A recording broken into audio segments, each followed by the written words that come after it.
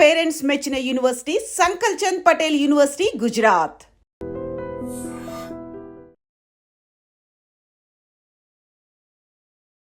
రై రై రారా రై రై రా ఎక్కడ చూసినా ఈ పాట వినిపిస్తుంది. 2 నెలలు పడ్డ కష్టం కానీ 2 ఏళ్ల నుంచి వేచి చూసిన విధానం కానీ ఆ సినిమా కథ చెప్పే ఫిలాసఫీని మనం చెప్పగలం. అంతర్జాతీయ స్థాయిలోకి ఈ పాట వెళ్ళిపోద్దని మాత్రం నేను ఊహించలేదు. అని వెంటనే చిరంజీవి గారు కూడా ట్వీట్ చేశారు. అది తెర ముందు జరిగింది. తెర వెనక జరిగింది ఏంటంటే చిరంజీవి గారు 2 రోజుల తర్వాత నాకు ఫోన్ చేశారు. నువ్వు ఒక మార్పు తీసుకురావాలి, అది నీ తరం అవ్వాలి, నీ కొడుకు తరం కోసం ఎందుకు ఎక్స్పెక్ట్ చేస్తావు. పెద్ద నుంచి వచ్చిన ప్రతి కంటెంట్ నిజంగా ఒక వైరల్గా సంచలనం సృష్టిస్తుంది సార్. ప్రతి మన గ్లిమ్స్ కావచ్చు, తర్వాత వచ్చిన చిక్రీ పాట కావచ్చు, ఈ సాంగ్ కావచ్చు, ప్రతిదీ ఒక సంచలనం.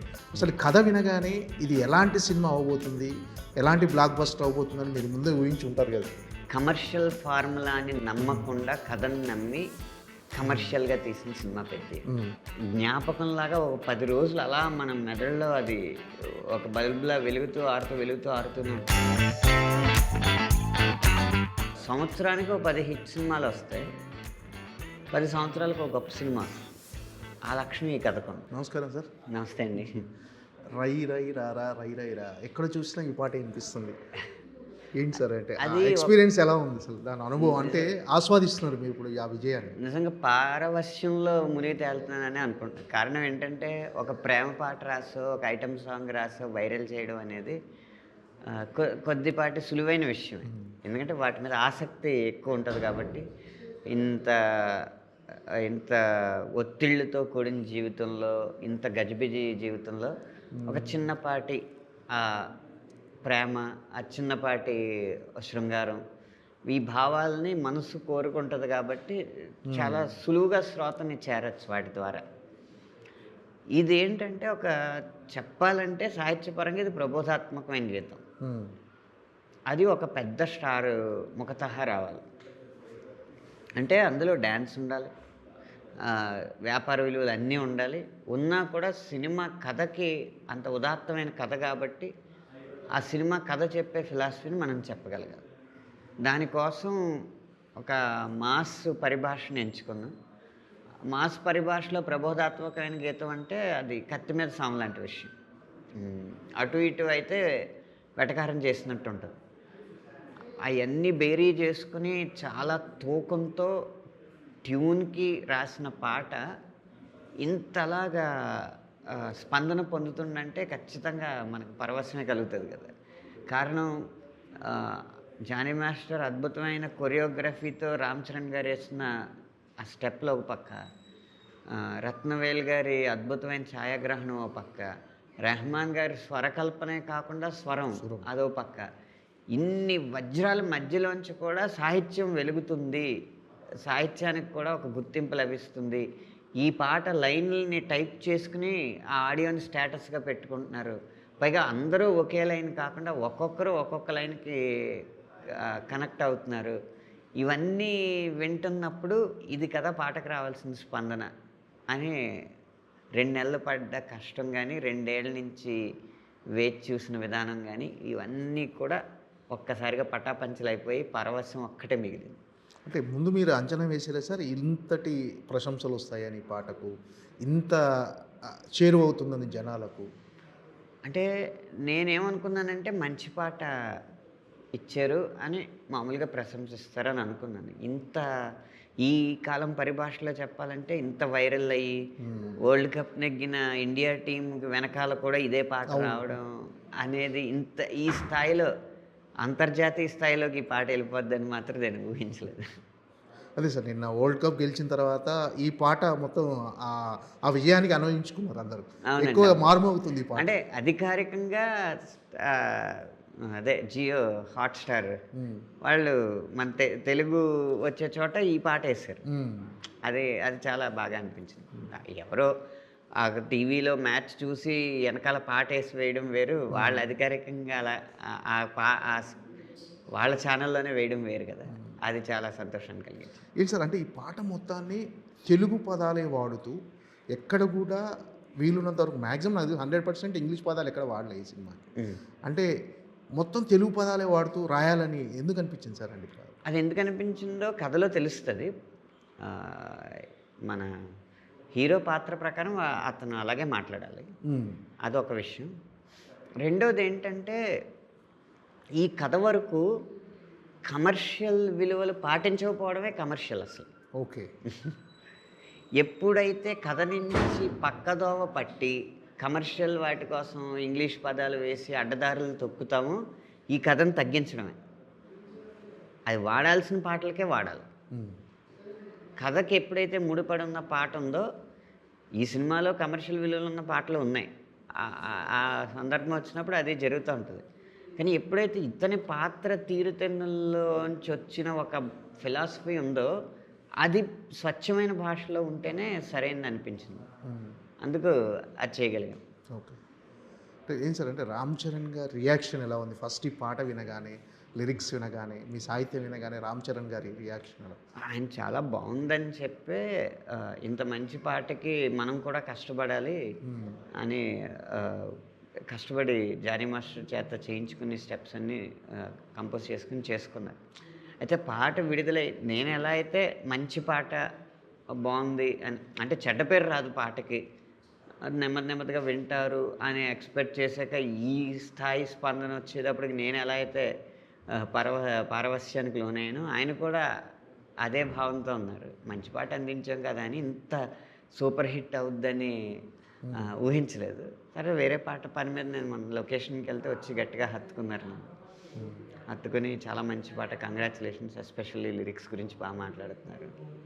లేదు సార్, విజయద్వారాలు మీ స్టెప్స్, విజయ మార్గాల లిరిక్స్ అంతే ఇక్కడ ఓకే అని చెప్పి. అంటే పర్టికులర్గా ఒక లైన్ గురించి ఏమన్నా అంటే, పాతికేళ్లకే పాతబడిపోకురా, ఇలాంటి చాలా ఇన్స్పిరేషన్ లైన్స్. అంటే ఒక రకంగా నీరసంగా నిర్జీవంగా ఉన్న వాళ్ళకు కూడా ఈ పాట వింటే ఒక రకమైన ఉత్తేజం కలిగే విధంగా ఉంది. సో రామ్ చరణ్ గారు పర్టికులర్ ఒక లైన్స్ గురించి ఏమని చెప్పారా? ఇవి ప్రతి లైన్ బాగుంది. అంటే బుచ్చికి నేను ఇచ్చిన స్వేచ్ఛని మీరు చాలా సద్వినియోగం చేసుకున్నారు. ఏ లైన్ దగ్గర రాజీ పడలేదు. ఒక లైన్ బాగుందని అనలేం. నేను నాన్నగారు కూడా మాట్లాడుకున్నాం, చాలా లైన్స్ ఆయనకి కనెక్ట్ అయినాయి. మేమిద్దరం ఇంటి దగ్గర మాట్లాడుకున్నాం ప్రతి లైన్. పాట రిలీజ్ కాగానే వెంటనే చిరంజీవి గారు కూడా ట్వీట్ చేశారు. అది తెర ముందు జరిగింది. తెర వెనక జరిగింది ఏంటంటే, చిరంజీవి గారు 2 రోజుల తర్వాత నాకు ఫోన్ చేశారు.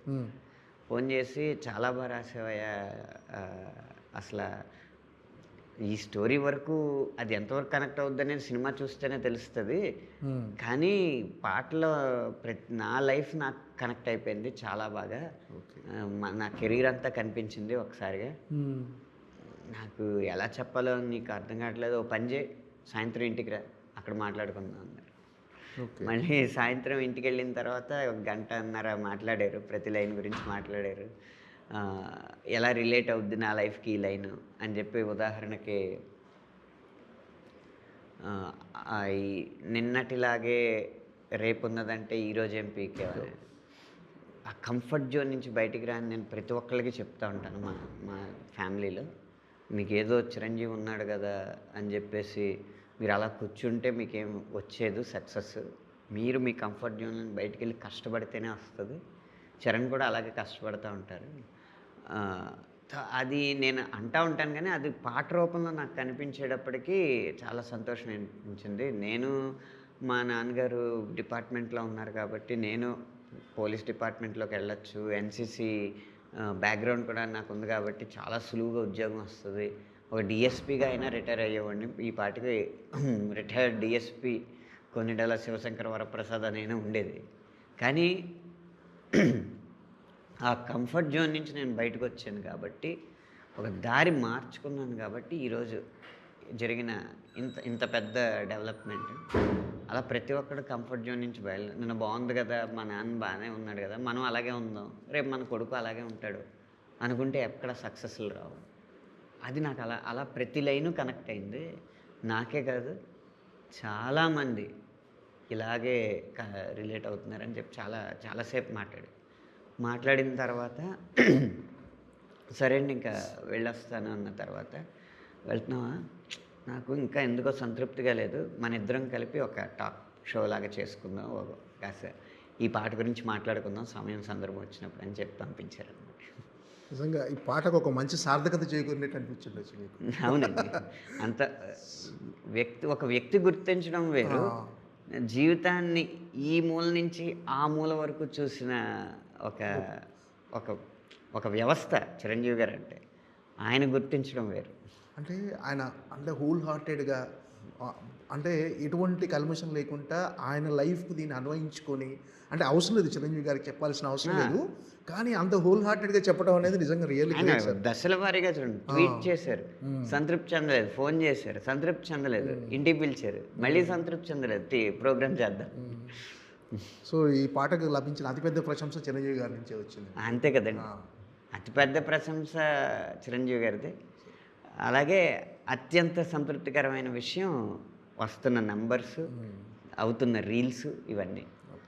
సరే ఈ పాట అంటే ఈరోజు సక్సెస్ఫుల్గా అంటే చాలా పెద్ద విజయం సాధించింది, ఈరోజు ప్రశంసలు, కానీ దీని వెనక కసరత్తు చాలా ఉంటుంది డెఫినెట్గా. ఖచ్చితంగానండి. నేను చెప్పాను కదా, ఎక్కడ మాస్ అప్పీల్ తగ్గకూడదు పాటకి. అలా అని చెప్పి ఏదో కిర్రెక్కించేలాగా పాట జస్ట్ అలా ఏదో సరదాగా 4 స్టెప్లు వేయడానికి 4 పదాలు వేసేస్తే సరిపోద్ది కదా, 4 క్యాచీ పదాలు, అలా ఉండకూడదు. కానీ అలాంటి పాటలకి ఎలాంటి రిసీవింగ్ వస్తుందో అంత క్యాచీగా ఉండేలాగా ఫిలాసఫీ ఉండాలి. అది మామూలు పరిభాషలో చెప్పాలి. ఇన్ని ఛాలెంజ్ల మధ్య ఒక 2 నెలలు కసరత్తు చేసి, నేను బుచ్చిబాబు గారు అలా కార్లు వేసుకుంటా ఎంత దూరం తిరిగామో మాకే తెలియదు, ఏ కాఫీ షాప్లో ఆగామో, ఎన్ని కాఫీ షాప్లో ఆగామో మాకే తెలియదు, ఎన్ని చోట్ల లంచ్లు డిన్నర్లు చేసామో తెలియదు, షూటింగ్ లొకేషన్స్లో, క్యారోవాన్స్లో ఒక్కొక్క లైను ఒక్కొక్క చోట అల్లా వేసుకుంటా ఆఖరికి సాధించాం. అంటే 2 నెలల ప్రయాణం సార్ ఈ పాట? ఈ పాట 2 నెలలు పట్టింది. ఏంటి సార్ ఎన్ని బండిల్స్ అయిపోయినాయి పేపర్స్? అది కాగితాల లెక్క పెద్ద ఏం కాదండి. అంటే ఒక పదం పడ్డానికే అసలు చాలా సమయం పట్టచ్చు. మహా అయితే ఒక 10 కాగితాలు అయ్యి ఉంటాయి 10 వర్షన్లకి. కానీ ఎలాంటిది పడాలి అన్న ఆలోచన రావడానికే సమయం పడుతూ ఉండేది. ఆయన కూడా చాలా, అప్పుడు ఇంకా షూటింగ్ స్టార్ట్ అవ్వలేదు, చాలా ఆలోచిస్తూ ఉండేవారు ఇలాంటివి కావాలని. ఇప్పుడు మీరు 25 ఏళ్లకే పాతబడిపోకరు అన్న లైన్ ఆయన చెప్పిందే. ఓకే. కానీ ఆ స్థానంలో కాదు, పాట మొదట్లో పెట్టమనేవారు.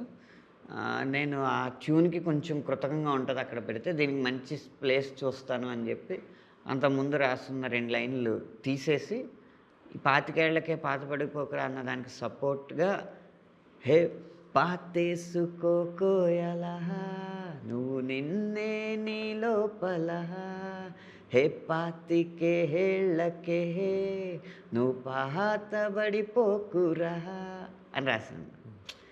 ఇచ్చిన ఆలోచన గొప్పది, కానీ అది ఎక్కడ పెడితే కరెక్ట్గా ఉంటుంది అనేది మన విజ్ఞతతో ఆలోచించాలి. అలాగే నీ అయ్య వడ్డీ నీ బిడ్డ కడితే నువ్వేం పొడిచావని అన్న లైన్ నేను మామూలుగా బాగుంటుందని రాశాను. ఒక ఫిలాసఫీలో ఇదొకటి మంచిది కదా, నువ్వు నీ బ్యారియర్స్ నువ్వు బ్రేక్ చేయకపోతే ఎలా అని చెప్పడానికి, మీ తాతగారు అదే మీ నాన్నగారు ఏదో పరిస్థితి బాగోకో ఏదో ఉపద్రవం వల్ల ఒక అప్పు చేయాల్సి వచ్చింది, అది ఆయన తీర్చలేనప్పుడు మా నాన్న చేసిన అప్పు కదా నేనెందుకు తీర్చాలని చెప్పి జస్ట్ వడ్డీ కట్టుకుంటూ వెళ్ళిపోతే, ఆ వడ్డీని నీ కొడుకు క్యారీ ఫార్వర్డ్ చేసుకుంటుంటే ఆ అప్పు ఆ వడ్డీ దగ్గర మీ జీవితం ఆగిపోద్ది.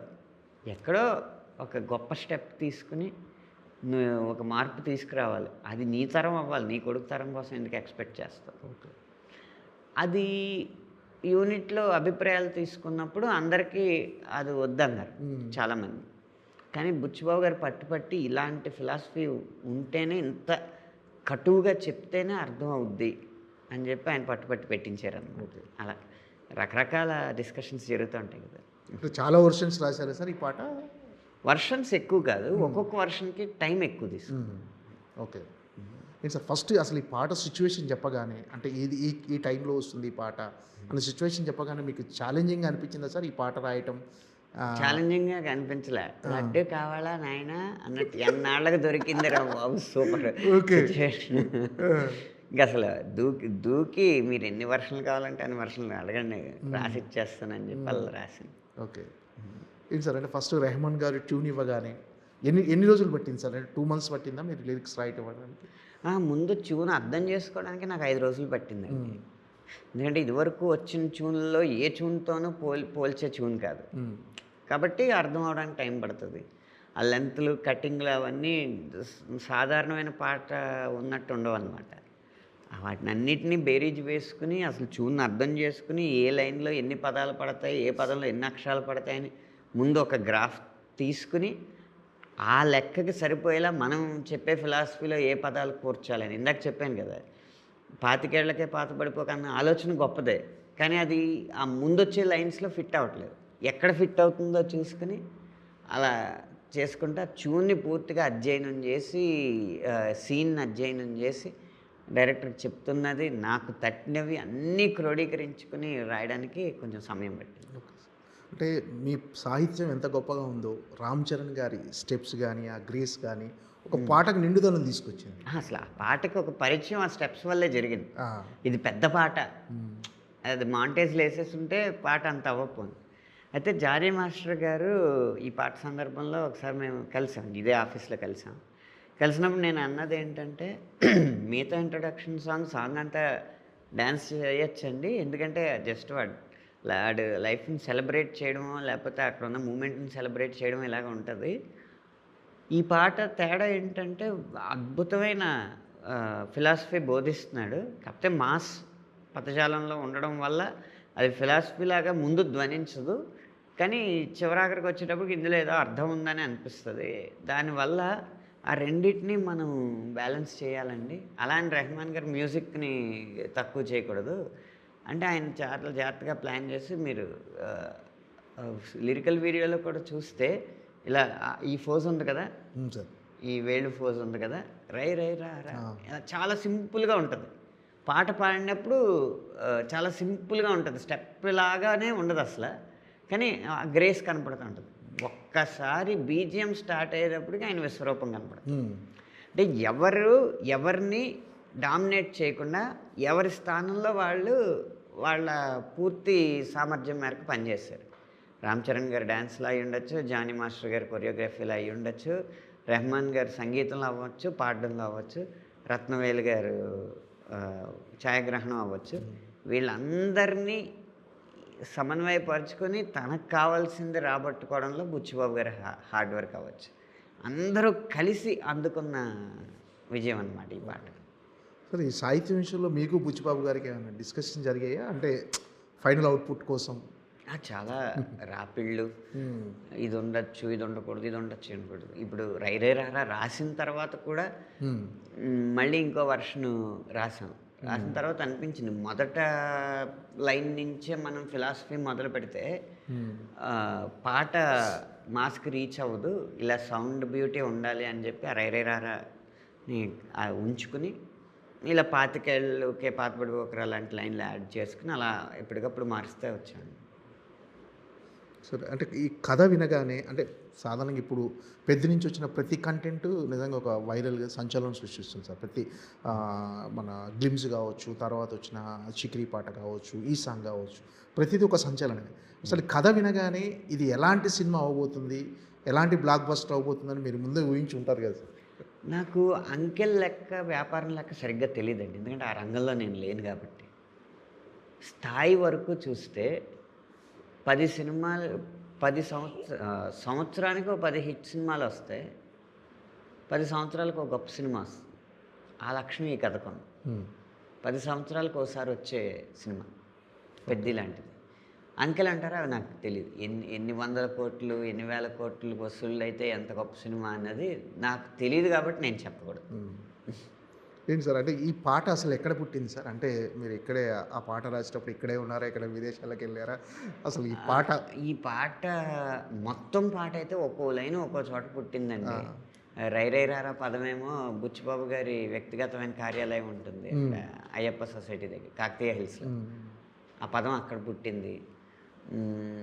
ఆటను కోకో ఆ లైన్ అయితే ఒక కాఫీ షాప్లో పుట్టింది. అంటే పెద్ద కథ మొత్తం నేను ఒక పదంలో ఎందుకు ఒక వాక్యంలో ఎందుకు చెప్పకూడదు అని ఆలోచిస్తే అసలు ఇంతకుముందు ఎలా రాస్తుంటారు అని మిగతా పాటల గురించి ఆలోచిస్తున్నప్పుడు ఒక్కళ్ళో పాట గుర్తొచ్చింది. ఆటనే మాటకర్థం నిన్ను నువ్వే గెలుచు యుద్ధం. అందులో కబడ్డీ ప్లేయరు వాడిని వాడే గెలిచే యుద్ధంలో గనక గెలవగలిగితే ఈ కబడ్డీ నీకు పెద్ద విషయం కాదు అన్నది ఉంది. ఇక్కడ పూర్తిగా సినిమా అంతానే ఆట గురించి ఉంది.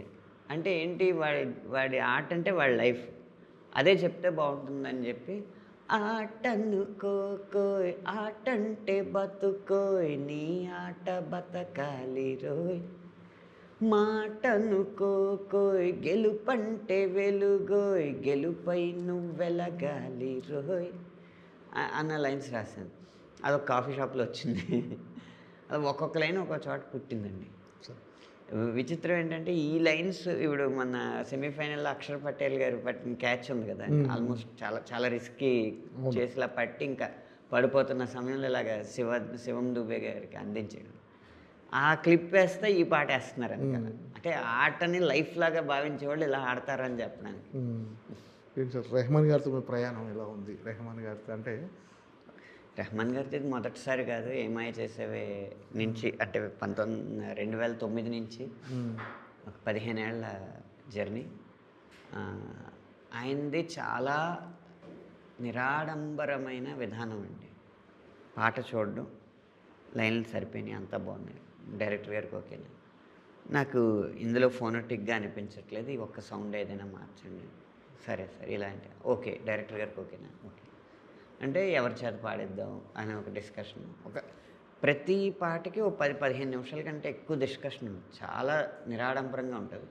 పాడిస్తారు, పంపిస్తారు, వేరే సింగర్స్ పాడితే వెళ్తాం, ఆయన పాడుతుంటే జూమ్ మీటింగ్లో పెడతారు, లైన్స్ పంపిస్తూ ఉంటారు, ఏదైనా తేడా వచ్చిందంటే తేడా వచ్చిందో మళ్ళీ పాడతాను, అంత నిరాడంబరంగా ఉంటుంది. ఓకే. ఈ పర్టికులర్గా పెద్ది సినిమా మీరు సాహిత్యాన్ని అందించడంలో మీరు అనుసరించిన విధానం ఏంటంటే ఖచ్చితంగా ఈ సినిమాకి ఇలాంటి పాటలు ఉండాలి, ఇలా రాయాలి అని మీరు ఒక ప్రణాళిక ఏమైనా వేసుకున్నారు?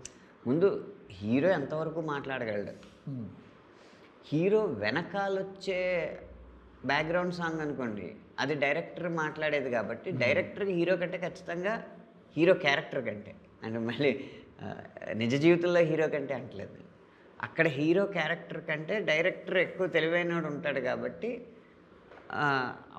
వాడి పదజాలం కొంచెం రిచ్గా ఉంటుంది. కానీ హీరోకి ఎంత పరిమితులు ఉంటాయి, ఏ పదాలు పలకగలడు అనేది చూసుకుని అంతవరకే ఆ పరిమితుల మేరకే రాస్తూ ఉంటాడు. అలా పెద్ది రామ్ చరణ్ గారు ముఖతః ఆయన పాడే పాట ఒక స్టాండర్డ్లో ఉంటుంది, బ్యాక్గ్రౌండ్లో వచ్చే పాట ఇంకో స్టాండర్డ్లో ఉంటుంది. ఓకే. మిగతా పాటలు ఎలా ఉండబోతున్నాయి సార్ పెద్ది నుంచి? మీరు సాహిత్యం అందించిన పాట మాటలు చెప్పాలంటే వైవిధ్యం, ఒక పాటలాగా ఇంకో పాట ఒకదాని కూడా సంబంధం పోలిక ఉండదు. అలాగే ఫలితం కూడా ఒకదాన్ని మించి ఒకటి ఎలా వచ్చిందో ఇప్పుడు, అలాగే దీన్ని మించి ఇంకోటి అలాగే వస్తుంది. కొన్ని పాటలు సినిమాకు ఉపయోగపడేవి ఉంటాయి, అంటే రీ రికార్డింగ్లో కొన్ని ఎమోషన్స్ ఇన్స్ట్రుమెంట్స్ కూడా చెప్పలేనివి పదాల్లో చెప్పాల్సి వచ్చేది. అలాంటి పాటలు ఆ రీ రికార్డింగ్కి ఆ సినిమాకి బాగా ఉపయోగపడుతుంది, దాన్ని ఎలివేట్ చేసేలాగా. అంటే సాధారణంగా ఒక పాట హిట్ అయితే లిరిక్ రైటర్కి చాలా తక్కువ క్రెడిట్ వస్తుంది. ఈ పాట విషయంలో మాత్రం రామ్ చరణ్ గారి డ్యాన్స్కు ఎంతటి పేరు వచ్చిందో, తర్వాత రెహమాన్ గారి ట్యూన్ అదే సమాన స్థాయిలో మీ సాహిత్యానికి కూడా ఒక ప్రశంసలు లభిస్తున్నాయి సార్. దానికి కారణం ఏంటంటే రామ్ చరణ్ గారి డ్యాన్స్ అందరికీ నచ్చింది, దీనిలో లిరిక్ అందరికీ నప్పింది, అంటే ఎవరి జీవితంలో చూసుకున్నా వాళ్ళకి కనెక్ట్ అయ్యేలాగా ఉన్నారు, అందుకు ఎక్కువ పేరు వచ్చింది. ప్రతి దాంట్లోనూ ఇంచుమించు పెద్దవాళ్ళు చిన్నవాళ్ళు ఎంతమంది చేసిన ప్రతి ట్వీట్లోనూ రామ్ చరణ్ గారి పేరు, నా పేరు, రెహమాన్ గారి పేరు, జానీ మాస్టర్ పేరు లేకుండా లేదండి. ఎవరు ఒక్కళ్ళ పేరే పెట్టట్లేదు, అది ఈ పాట సాధించిన విజయం, సమిష్టి విజయం అండి. అది సమిష్టి కాదు, సమష్టి విజయం. సమిష్టి అంటారు కదా, అవును, సమిష్టి, అది ఈకారం లేదు, సమష్టి విజయం. ఓకే. సో చిరంజీవి గారు మిమ్మల్ని పిలిపించడం ఒకరోజు, అంటే ఆ రోజు మొత్తం పాట గురించి డిస్కషన్ జరపడం, ఆ క్షణాలు ఎలా అనిపించినాయి సార్ మీకు? నిజంగా మళ్ళీ అందరి వాళ్ళు ఆయన భుజం తట్టి ఎంకరేజ్ చేసినప్పుడు ఎలా అనిపించిందో, 20 సంవత్సరాల కెరీర్ని ఆ 20 సంవత్సరాల వయసులో ఆయన భుజం తట్టినప్పుడు ఎలాంటి ఆక్సిజన్ అందిందో ఇప్పుడు మరో 20 సంవత్సరాలకు కావాల్సిన ఆక్సిజన్ అందిందని అనిపించింది ఆ విషయం. సార్ ఈ పాట కింద యూట్యూబ్లో వచ్చిన తర్వాత కింద కామెంట్స్లో చాలామంది లెజెండ్ సీతారామ శాస్త్రి గారి తర్వాత మళ్ళీ అనంత్ శ్రీరామ్ గారు ఇలాంటి పాటలు రాయటంలో ఆయనకి చెల్లింది అని ఒక కామెంట్స్ చూశాను నేను చాలా. ముఖ్యంగా ఈ పాటలో అసలు సీతారామ శాస్త్రి గారి శైలిని మనం అనుకరించలేదు ఎక్కడ. అంత ఇన్స్పైరింగ్ పాటలు రాయటంలో ఆయన శైలి వారసత్వం తీసుకోవడం అనేది పెద్ద సాహసమేనండి. ఎవరి దారిలో వారు ఉండడమే శ్రేయస్కరం. ఆయన వదిలిన ఆ జ్ఞాన సామ్రాజ్యం ఏదైతే ఉందో, ఆ జ్ఞాన సంపద ఏదైతే ఉందో అది ఆయన పేరు మీద అలా ఉండడమే కరెక్ట్. దానికి వారసత్వం లేదు. దానికి వారసుడైనా ఆయనే, దాన్ని కన్నదైనా ఆయనే. ఓకే, ఫైనల్గా పెద్ది అసలు ఏంటి సార్, ఎలా ఉండబోతుంది, ఎలాంటి సెన్సేషన్ క్రియేట్ చేయబోతుంది అని ఎక్స్పెక్ట్ చేయొచ్చు? అంటే ఈ పాటతో మరింత అంచనాలు పెరిగినాయి. కమర్షియల్ ఫార్ములాని నమ్మకుండా కథను నమ్మి కమర్షియల్గా తీసిన సినిమా పెద్ది. మీకు కావాల్సిన కమర్షియల్ మూలకాలు అన్నీ ఉంటాయి, కానీ కావాల్సిన రంగులో ఉండవు అంతే. ఓకే, ఖచ్చితంగా ఫస్ట్ హాఫ్ సెకండ్ హాఫ్ అన్న తేడా లేకుండా అలా పట్టుంచుతుంది. ఇంకో లక్షణం ఏంటంటే సినిమా చూసి వెళ్ళిన తర్వాత ఒక జ్ఞాపకంలాగా ఒక 10 రోజులు అలా మన మెదడులో అది ఒక బల్బులా ఆరుతూనే ఉంటుంది. సార్ మీ తదుపరి సినిమాలు ఏంటి, ఎలా ఉండబోతుంది సాహిత్యం అందులో? స్పిరిట్ సినిమాలో పెద్ద తర్వాత స్పిరిట్ తర్వాత చెన్నై లవ్ స్టోరీ, తర్వాత దుల్కర్ పూజా హెగ్డే గారి సినిమా, రకరకాల సినిమాలు వస్తున్నాయండి. ఇలాగా రాస్తున్నాను. అంటే చిన్న సినిమాల్లో కూడా చాలా పెద్ద స్థాయికి వెళ్ళే పాటలు ఉన్నాయి, పెద్ద సినిమాల్లో కూడా చాలా విలువైన పాటలు ఉన్నాయి. అదృష్టం కొద్దీ 2026 విలువలతో కూడిన విజయం వచ్చే అవకాశాలు ఎక్కువ కనిపిస్తాయి. ఏంటి సార్, అంటే స్పిరిట్ ఎలా ఉండబోతుంది అంటే ఆల్బమ్ పరంగా, మ్యూజిక్ పరంగా? అంటే అందులో ప్రభాస్ గారు ఒక కాప్ రోల్ చేస్తున్నారు, అంటే అది సందీప్ రెడ్డి గారు వంగ గారి శైలిలో ఉండబోతుందా సినిమా ఏంటి అంతా? యానిమల్ ఆల్బమ్తో పోలిస్తే ఇంకొంచెం సాంద్రత ఎక్కువ ఉంటుందండి ఈ ఆల్బంలో. ఎంచుకునే పదజాలంలో కూడా కొంచెం యానిమల్ కంటే కూడా సాంద్రత ఎక్కువ ఉండే అవకాశం. అలాగే ఎప్పుడో మనం మర్చిపోయిన మెలోడీస్ని కూడా వినిపించే అవకాశం ఉంది ఈ ఆల్బమ్. అంతే సమయంలో ఎనర్జెటిక్ పాటలు కూడా ఉన్నాయి, కానీ ఇలా ఫార్ములా లాగా కాదు. ఇక్కడ ఐటమ్ సాంగ్ అని అలా ఫార్ములా సాంగ్స్ ఏం కాదు, అన్నీ ఆ కథకు ఉపయోగపడే పాటలు. సరే, అవునంటే కాదని, అవునన్నా కాదన్న మీ కెరీర్లో ఫస్ట్ మూవీ కాదంటే అవునండి. కాదంటే అవునండి. అప్పటి నుంచి ఇప్పుడు మీ ప్రయాణం లిరిక్ రైటర్గా సంతృప్తికరంగా ఉన్నది సార్ ఇప్పుడున్న పొజిషన్? నేను సాధించిన సంతృప్తి ఏంటంటే అండి, ఒక పీరియడ్ ఉంటుంది, ఒక పీక్ ఉంటుంది, ఇలా అంటూ ఉంటారు కదా, అలాంటి వైవిధ్యం ఏది నాకు సక్సెస్ పరంగా ఇది పీక్స్ అని ఈ పీరియడ్లో బాగుందని లేదు. ప్రతి సంవత్సరం ఇంచుమించుగా 20 సంవత్సరాల కెరీర్లో ప్రతి సంవత్సరం ఒకటి కంటే ఎక్కువ చార్ట్ బస్టర్ సాంగ్స్ వచ్చినాయి. దానికి కారణం ఏంటంటే ఎప్పటికప్పుడు లోకం తీరుని గమనించడం, యువ తరంతో స్నేహం చేయడం, వాళ్ళ భావాలు కనుక్కోవడం, వాళ్ళతో పాటు ప్రయాణించడం, వాళ్ళతో పాటు ఎనర్జెటిక్గా ఉండడానికి ప్రయత్నం చేయడం. దీనివల్ల నాకు వాళ్ళకి పెద్దగా వయసు తేడా కనిపించట్లేదు. అలాగే వాళ్ళ ఆలోచనలను కూడా కొంచెం అర్థం చేసుకుని వాళ్ళకి ఇలాంటివి నచ్చుతున్నాయని చెప్పి నా ప్రేమ పాటలు అవ్వచ్చు, వేరే పాటలు అవ్వచ్చు, రచనా శైలి అనేది మీకు 20 సంవత్సరాల క్రితం పాట ఇప్పుడు పాట వినిపిస్తే 2 వేరు మనుషులు రాశారు అన్నట్టు. ఓకే, దీనివల్ల నిలకడగా ప్రతి సంవత్సరం ఒక చార్ట్ బస్టర్, ఒకటి కంటే ఎక్కువ చార్ట్ బస్టర్ రావడం వల్ల